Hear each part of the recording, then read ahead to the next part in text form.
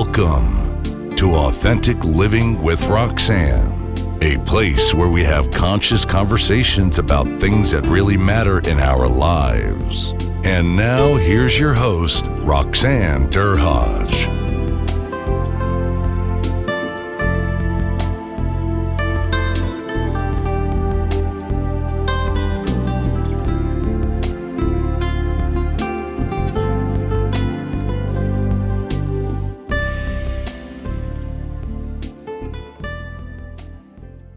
Our interview last week was so good that we decided to turn it into a two-part series. If you missed last week, you'll find the link in the show notes. It's not mandatory that you listen, but we want to make sure that you don't miss out on this amazing conversation. Hi, everyone. It's Roxanne Derhodge.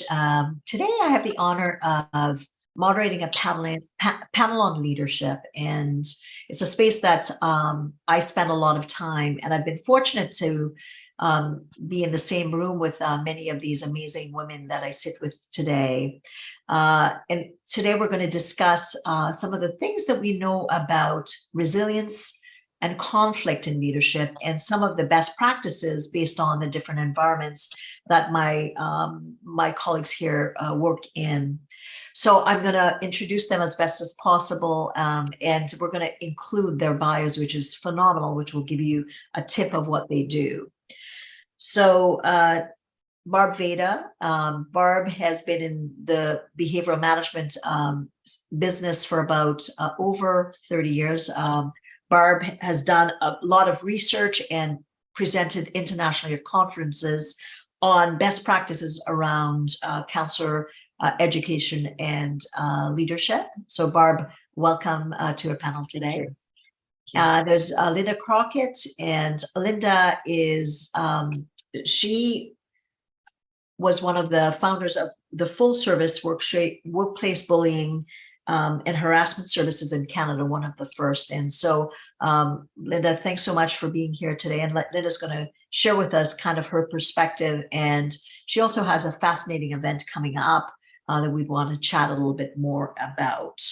Next, I have Trina Reichhoff, and Trina is also a resilience specialist. Trina is based out of Toronto, and she's the owner of TLR Solutions Conflict Inc. And our international presence today is Joni Petty, and she's in South Africa, and she is an international resilience specialist and also a keynote speaker. So everyone, welcome, and so glad to see your lovely faces today. That's amazing, right? Because, you know, the average person and all of us here, we understand all the lingo, right? Mm-hmm. And I think of when I worked with Barb and I managed a portfolio of 50 companies, at any given point, I would say about 65% of my portfolio was in flux. So think of the context of not knowing some of the basics that we're talking about, and now bring it forward to 2023, where flux is a macro kind of umbrella to everything that people are experiencing within companies. And then try to not be trauma informed about what people experience through COVID, what people are going through with right sizing, downsizing, selling off of certain parts of companies, mergers, acquisitions. That's a whole lot of moving parts all at once. And within the context of that, we're wondering, what are people needing?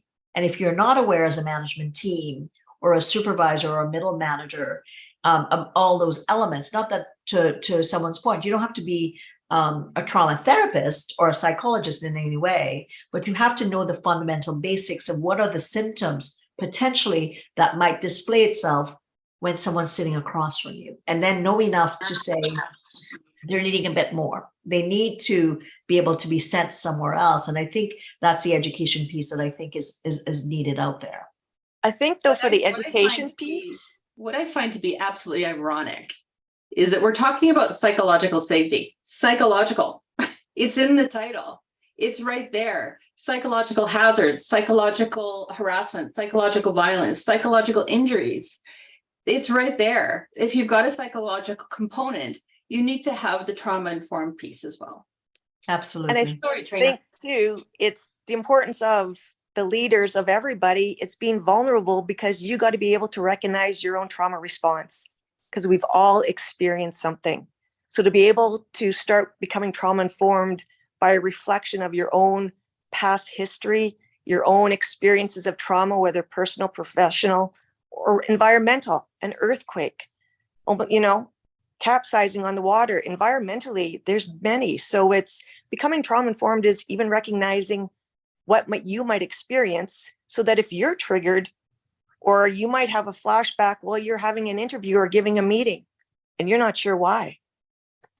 I think we have to bring this back to leadership, if we can, about being the leader themselves, being trauma informed. Is a part of that is having that emotional intelligence about when you're being triggered. As a leader, I might be a leader who's avoiding conflict because I have a past history of being a child of a domestic violence, right? And I'm now avoiding conflict, which means I'm not being a really effective leader because I'm avoiding conflict within my staff. So part of being trauma informed is that emotional intelligence, having self-insight to your own triggers, your own limitations, your strengths, of course, but also to having trust in your own judgment, being aware, knowing that you need to go deal with your fear of conflict. All of that's involved. So that emotional empathy piece is involved in trauma informed. And as leaders, Linda, I was going to say the same thing, is that emotional intelligence piece. I mean, I look at research from 150 countries. I mean, that's a lot of big bank research, 100,000 people at a time, is that, this whole emotional intelligence piece, we know that the research is showing that leaders who have good EQ perform, twice as well as leaders who don't. So if you're trauma informed, I love the examples that both you and Trina have given. So, if you come from, a household when there was abuse, and there's bullying in the workplace, is how do you actually language that? So your emotional literacy, how do you navigate those emotions? So it's having all of those capabilities, and those are measurable skills. Those are teachable skills. So we are finding worldwide that where organizations are prioritizing EQ upskilling and training, they are 22 times more high performing. So it's really, that's the heart of it is, I always look at resilience with 4 dimensions, and we can go, risk management and change management programs, but I go, emotions drive people and people drive performance. So you've got to go back to the person, and the person that's 4 legs to the table. What is their mental resilience like? What's their emotional resilience like? What's their physical resilience like? And what's their sense of purpose? And when you start dealing with people as individuals, giving them those EQ skills, teaching them that self-awareness, giving them, to what Barb was saying earlier, those things around as individuals, how do we trust each other? Trust worldwide has gone down dramatically. So we've really got to go back to, I think we've got to go back to basics post-COVID. And leaders need to be given some of these, the toolkit to handle, what we used to call the soft skills. So Joni and team, here's my question. And I love what you said. And here's the challenge. If you look at the corporate structure, the executive structure, I believe it's still often dominated by men, and there isn't as much diversity as we wish. I think that tide is changing. What we know about, and I'll be the counselor again, I'll put my counselor hat on, I'm a leader as well, but as a counselor, women are more likely to get the training and go for help. Men do, but they're not represented as equally. So now you take that into the boardroom. How do you get the executive culture to value these softer skills? This is the scary word of trauma, counseling, psychological. All these words can be very triggering. How do you put them into a context that they show the value of that social importance for your leadership skills, but also for your organizational performance? As we become more aware, as investors are holding organizations more and more accountable to the social aspects of their organization, these skills are going to come higher and higher into the priority list.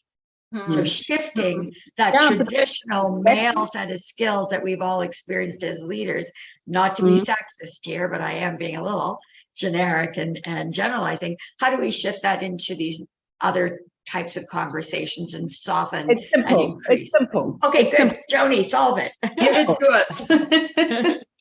Trina mentioned it earlier, workplace assessments. So I work mainly at senior management and director level. And you're right, unfortunately, Bob, is that 80% of the teams that I work with are men.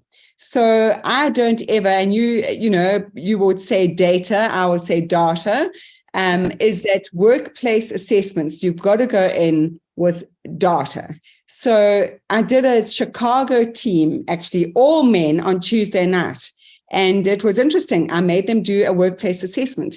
I said, here is a worldwide validated assessment. And it's validated and it's reliable. I teach at business schools. It looks at the 5 drivers of high performance in your exec team. Are your people motivated? Are they, what do they have the ability to, and agility to handle change? What is the teamwork cohesion like? What's the execution like? And then the 5th driver is trust.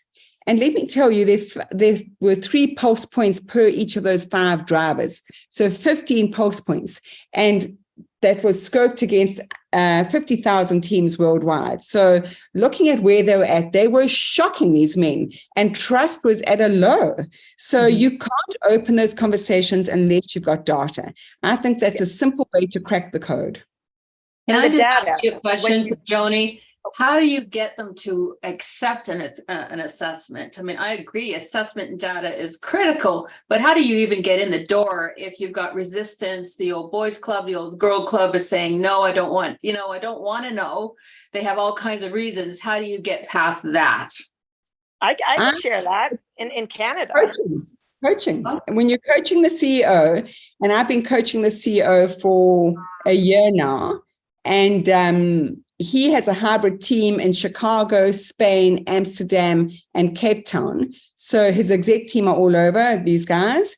And I said to him, I can tell you right now, from what I've heard around the world, you don't have a cohesive team. And if I was you got to, as good old Jim Collins said also 20 years ago, good leaders need to look in the mirror to see what's happening. So let's put the mirror up. Let's have an assessment and let's, see what's But what happening. if they say they don't want to know? I mean, Unfortunately, then it takes something critical oftentimes, unless you're in the front door with the CEO for them to start to listen. Or in But, Canada. we've taken we've had critical research. situations, right? Unfortunately, then that opens the door. Or business cases too, right? Like competitive edge, potentially. But Linda, you're right. How is it? If you're preaching to the aware. Right now, I've lost someone. There's been a critical accident. I'm losing market share. So what's the value of a case? That's different. But if you're talking about the unaware portion of sectors, that's something. I mean, maybe Trina can share. She was going to share something. Yeah. Those are the people that are harder to get to. But maybe you do have an inroads at some point in a different way. With the assessments that I do, there is a cost to conflict. So when you want to get to that C-suite or the male who's not as sometimes, resistant, it comes down to time, money, and reputation. And there actually is a formula to calculate the cost of conflict. And when you have the metrics and you have the stats of the disability, the retention, the presenteeism, it all comes down. And that's part of having a workplace assessment. And now in Canada, like I was just actually sharing this earlier on this morning, in Ontario, workplace assessments are now part of occupational health and safety, labor code law across Canada. Each province is different, right? The federal government has Bill 168, but in Ontario, it is under occupational health and safety, doing workplace assessments, it's mandatory. It's part of the labor code. And there is a fine attached to it if you are not starting to implement these workplace assessments to mitigate risk and identify psychosocial hazards. So when we look at out of the Canadian occupational health and safety, workload is now identified in Canada as a psychosocial hazard. So just like you would identify ice as a hazard, the risk is slip and fall. How are you going to mitigate it? Because slip and fall could be a bruise. Slip and fall could be death. Well, workload is exactly like ICE. It is a psychosocial factor that now by labor code standards and occupational health and safety has to be mitigated. That And it's sounds through fantastic, education. Karina. It sounds Right? fantastic. I can see, but in all the other provinces that I work in, that a lot of employers are trying to stay under the radar from that, trying to avoid that. And that's why, you know, I'm overloaded with cases, and we have such, well, we've had research out for decades about the costs of not doing the right thing. We've had suicides, you know, on social media due to bullying in the workplace. And that's still not making people say, please do an assessment. I want to prevent this from happening at my work. I want to make sure this environment is healthy. That's not what's happening in my world of where I see people who are, I have employers call me and say, you know, we've done an investigation, this, you know, man or woman or whoever has been substantiated as being a bully or a harasser, and we want to keep them. They're very skilled, but we need them to come and see you because they have to change his behaviors. And if they don't show up, they're terminated. So that's the kind of people that I'll work with, are the bullies themselves. And then when I've done my assessment and I've come up with my recommendations, let's get an assessment on your workplace culture. Let's get your staff trained, trauma informed. Let's get your leadership team cohesive on zero tolerance. It's a no. Yeah. So I'm going to jump in here because this is like, I love this conversation. So you have the continuum, and I'll put Joni, your customers, progressive, open, and willing to take the risk. They're the ideal. Linda, you see the back end of clients that aren't willing to take, you see the worst.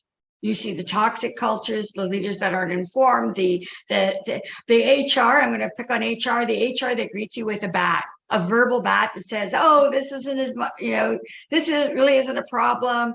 Let's mediate, let's not deal with it, let's bury it, as, maybe Roxanne would say, legislation is telling us, as Trina knows, you got to do this. But the truth is, you can only work with those cultures that are willing to be open. And you asked at the beginning, what makes a good leader? How do we build resilience? It's vulnerability, it's risk. If you start to assess, at least you have a starting point, Joni, to start to determine strategy.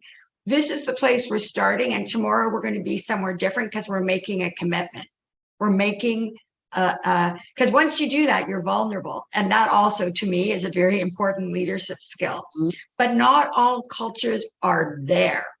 So Linda, you see the worst. Joni, you've described the most progressive. And I think this, how do you, and I'll end by saying, I think, Roxanne, your point is, don't ever waste a good crisis. Because it's the crisis, the stock is half the price, half the value. Your talent is leaving. Your customers know the truth. If you don't look, I can't remember who said it, you got to look in the mirror as a leader. And I'll quote you got to be reflective, right, Roxanne? You got to look in that mirror and decide that you want to run a good culture. Once you make that commitment, then look at all we can do. Yeah. But Linda, you get the back end of the worst of the worst. I do. And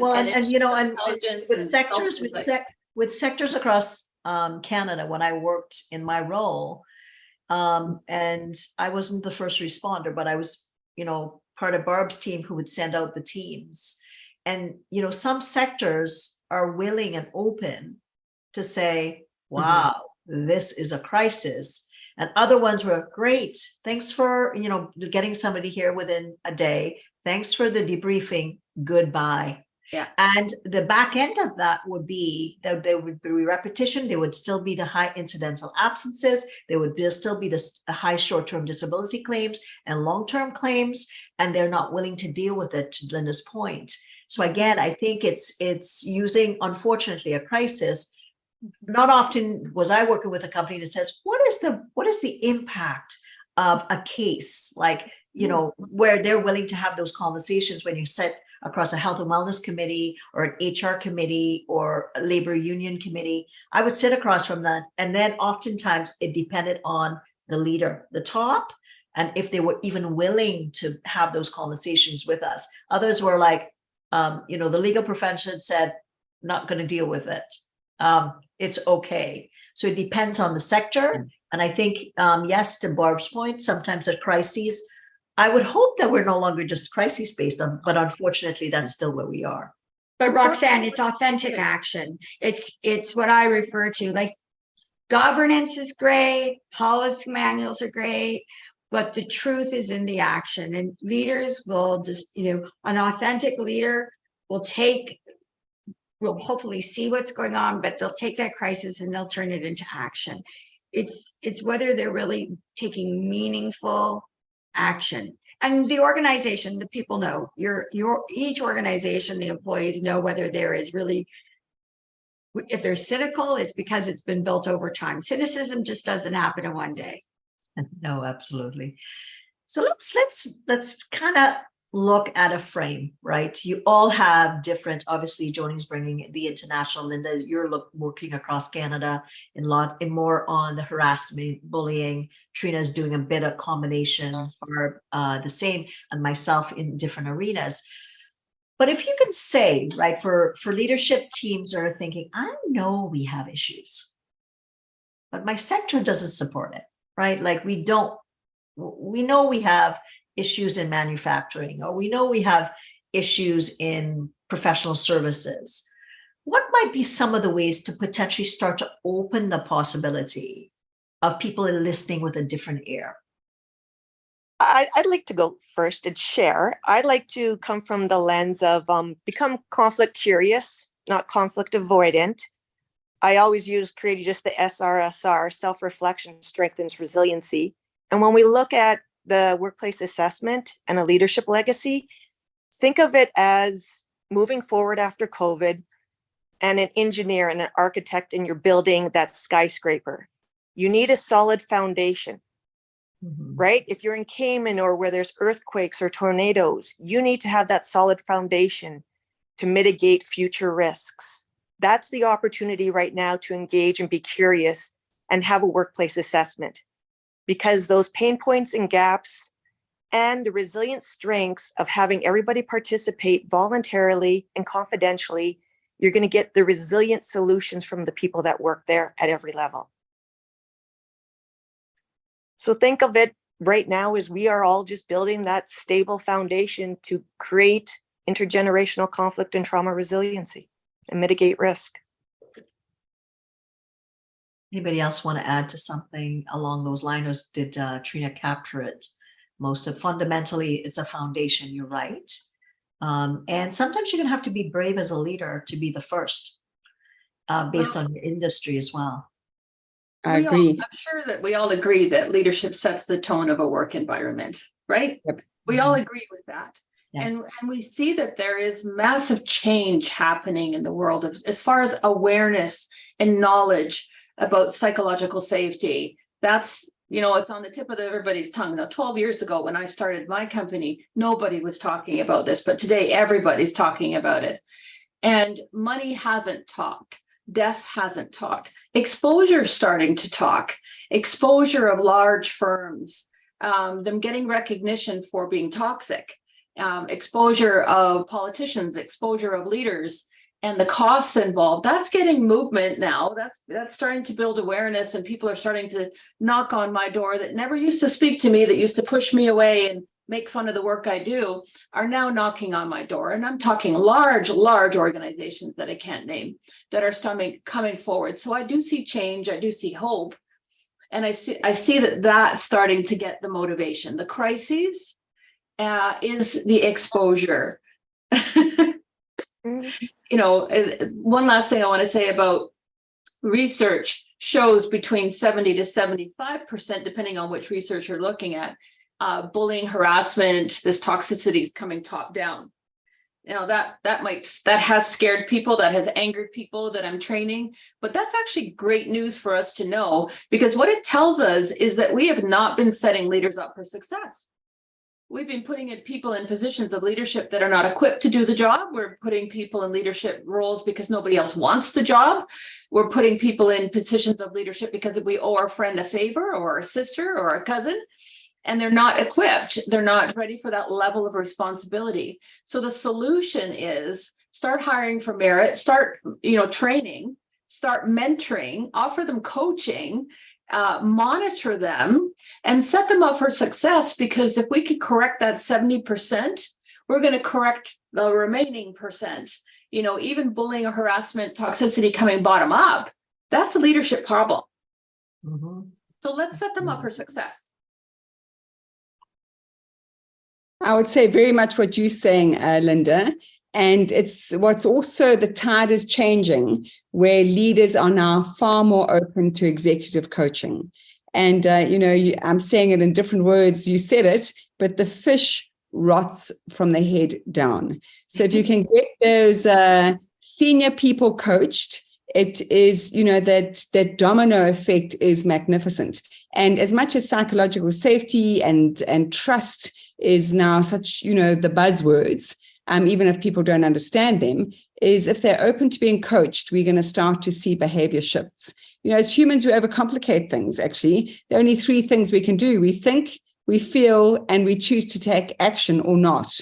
So when we teach people how to use their emotional intelligence, how to change state if they need to, and to, be intentional about their words and take different actions, we become more self-aware. So it's, we really have got to, and that's why I will never do a culture shift program at any other level except the CEO and the director level. I'll never start anywhere else. Good. Okay. Anyone else want to share their perspective? I think we've definitely, my goodness, I knew when I put you together, I was going to get a lot, but boy, did I ever. This has been truly amazing, everybody, and I love that. The fish rots from the head down. Like, how simple, but what an image that really reflects what's important. And, with my work, what I often say is, and this is I think of Barb, I think of Bloor Street when I bring up this analogy. And I think, when you're leading and there's nobody, when you come up to the cooler and we're all standing around talking, that the conversation should not shift for you as the leader. And that space of safety. And I think of Bloor Street because Barb and I that was our head office, because I would see the leadership perspective when they entered the room. Oftentimes the temperature and the mode and perspective of the conversation shifted often. So my call out to leaders is, with all these amazing perspectives, what is your legacy? What is it that you truly want to leave behind, so that you leave the environments that you enter so much better than when you entered? When you're leaving, people will remember, whether it's a Barb Veda or a Johnny Petey, like, what is it that you want that environment to remember the most about you, from the elements of safety and trust, and with those things in place, all the things that are possible.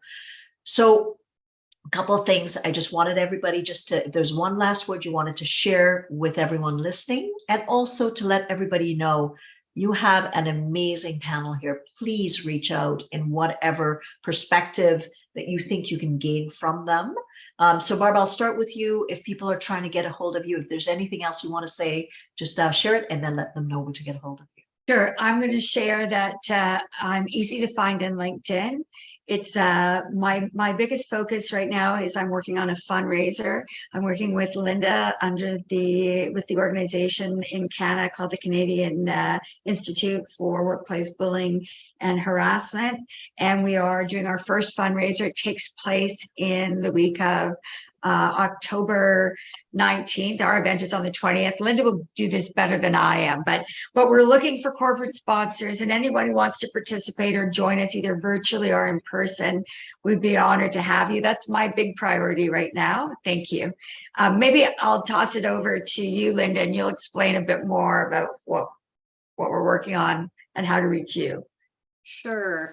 So October 20th in Toronto, and we have lots of information on our website. And what we're trying to do is we're developing a toolkit to help injured workers navigate all these complex systems that have many gaps and many cracks. And you're already feeling injured, depressed, exhausted, suffering insomnia and panic attacks.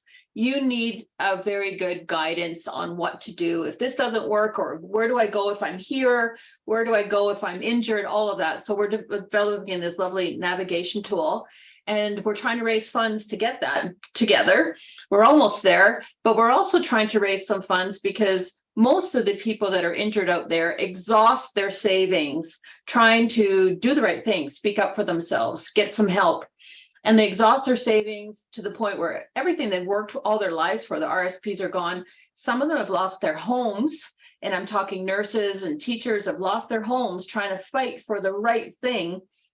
So we're trying to raise funds so that we can at least help them get a legal consult where they can get some guidance, which will give them some courage and validation, or even treatment if they're suffering. So the two things, health and legal, we're trying to get them that help. That's another injustice, that they don't have access to that.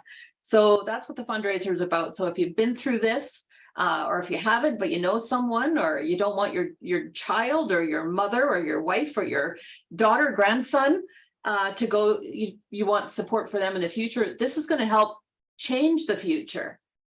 That's one of the things I want to say. I also want to say that, this change is happening in the world. Psychological safety in the workplace, like Trina was emphasizing with legislation all over Canada, provincially and federally, it's changing in other countries. What side of the change do you want to be on? Because you might as well choose now. It's happening. Like you just said beautifully, Roxanne. What do you want to be remembered for? What side of the change do you want to be on? Because you will be remembered for the one who resists it or joins it. And one last quick spot, those who are injured out there, if anybody ever says to you, you need to develop resiliency, reject that. You were resilient. You were strong. You were intelligent. You were educated. You were skilled. It wasn't about that. You've been injured and your resiliency is injured, and you need some help to regain your resiliency. It's still there. That's it. I'm done. Trina? I would just love this opportunity to say that I'm very honored and blessed to be part of this, and with these amazing women leading legacies right now and worldwide change. You can find me easiest on LinkedIn. And the takeaway I'd like to share is I was a part of, it's on my LinkedIn profile as well, a book called COVID and Grief. And it was made up of 102 conflict practitioners and therapists worldwide. It's in 12 languages, and all the proceeds are going to the Ukraine. So gift one, buy one, give one to a community, put one in a hospital, church, school, family, group home. I'd appreciate that. And so with the community of the world. Amazing. And I will make sure all these links are in the show notes for everyone that wants to get connected to the fundraiser and also to Trina's book. Joni. So you can also find me on LinkedIn and www.resilientpeople.coza. And I would like to offer that I can help any leader with a free emotional intelligence assessment. And it's going to take you 10 minutes online. And it's a really nice way of just calibrating and giving you a way to look in the mirror, because it's difficult. All of us developing self-awareness is, ongoing for life. We inch forward on this journey called life. So if you want some help along the way, you can certainly get a hold of me for a free assessment and or a more sophisticated assessment on mental, emotional, physical, and sense of purpose resilience. And that still is only like a 10-minute online, but it gives you a very good starting point for self-managing your own resilience cycle. And I too would like to reiterate that what a blessing to meet these beautiful women from across the ocean. And you're all doing such amazing work. So I'm truly honored to have been invited. Thank you, Roxanne.